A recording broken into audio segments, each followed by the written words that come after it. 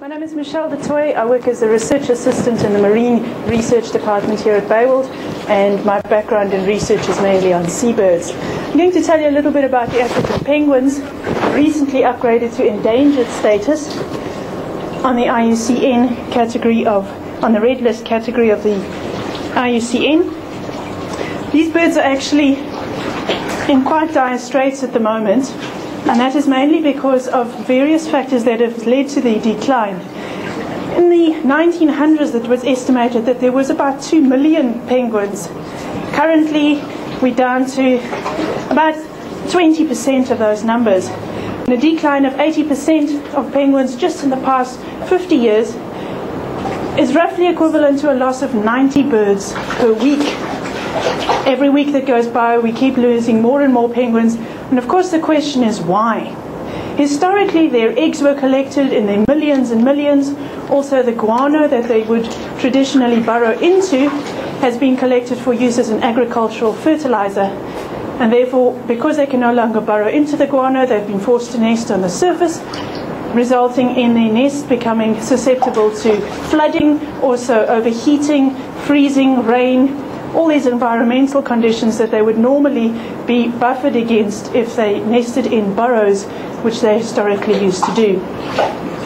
In addition to this, competition with commercial fisheries is a big problem. A lot of research has been done into this, and most recently it seems as if the decline in penguin numbers is specifically due to a lack of fish. The penguins can only forage about 45 kilometers from their breeding colonies, which means as soon as fish stocks move out of this area, it's out of the range of the penguins to return in time to feed their chicks. The adults need to fatten up in order to molt once a year. This is when they replace all their breeding plumage and replace their feathers one time. During this time, they are land bound for about 12 days and obviously are not waterproof enough in order to feed. If the adults are not able to fatten up in time to molt before they've fledged their chicks, the adults go into molt and are unable to complete feeding their chicks until they become this beautiful blues, which is generally when the chicks would fledge.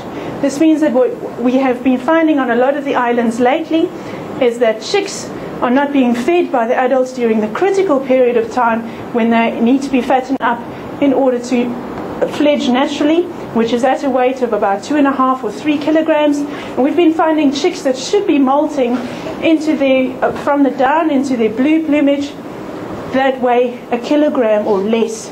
Obviously these birds are then not strong enough to fledge, and they end up starving on the islands.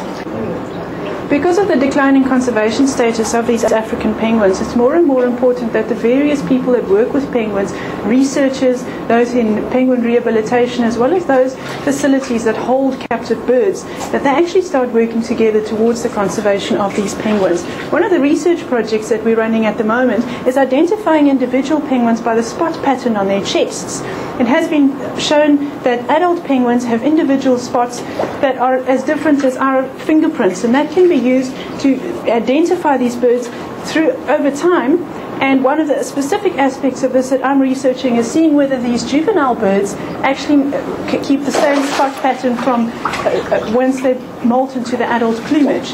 If this works, then what we can do, instead of actually catching and banding these birds, we can just take photographs of them, put this into a database, and build up a database that we can actually have automatic spot recognition software that is being used. Researchers in the Western Cape is doing a similar thing, that we can actually monitor our entire population without ever having to individually catch a bird, which obviously increases their stress, etc.